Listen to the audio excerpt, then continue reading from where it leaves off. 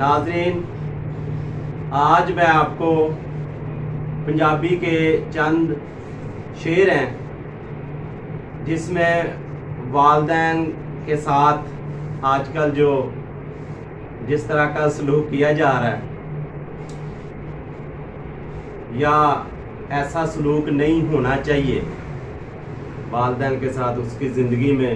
अगर आपने अपने वालिदैन की उनकी ज़िंदगी में खिदमत नहीं की तो फिर बाद में मरने के बाद क्या फ़ायदा। उन्होंने कोई देखने आना है आपके हालात वाक़यात को। तो चलें नाज़रीन, मैं शुरू करता हूँ।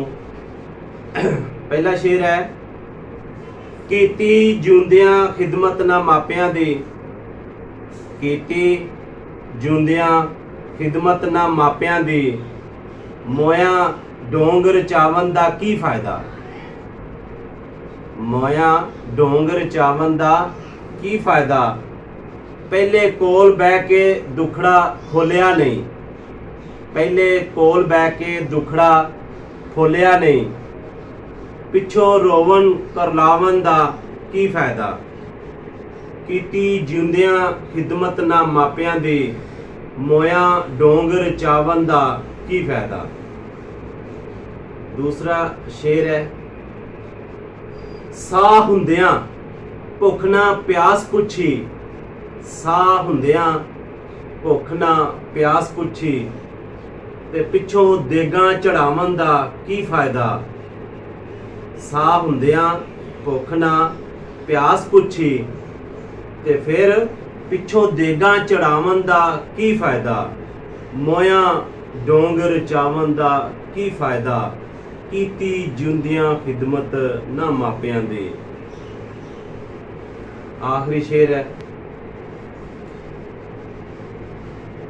सफदर जिदे ते मापे ना गए राजी, सफदर जिदे ते मापे ना गए राजी, उन्हों मक्के वल जावन दा की फायदा। कीती जिंदियां खिदमत ना मापियां दी, मोया डोंगर चावन दा की फायदा। साह हुंदियां भुख ना प्यास पुछी, साह हुंदियां भुख ना प्यास पुछी, पिछों देगां चढ़ावन दा की फायदा। सफदर जिदे ते मापे ना गए राजी, उन्हों मक्के वल जावन दा की फायदा। इजाज़त दें। अल्लाह हाफिज़। पाकिस्तान जिंदाबाद।